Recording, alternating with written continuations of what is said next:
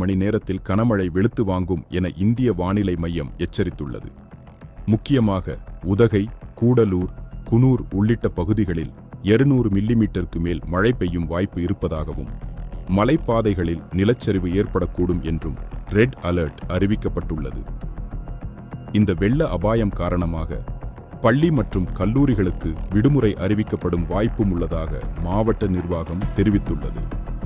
தொடர்ச்சியான மழையால் ஏற்கனவே பல இடங்களில் சாலைகள் சேதமடைந்துள்ளன. ஊட்டி நோக்கி செல்லும் ரயில்வே சேவைகளில் சில தற்காலிகமாக ரத்து செய்யப்பட்டுள்ளன.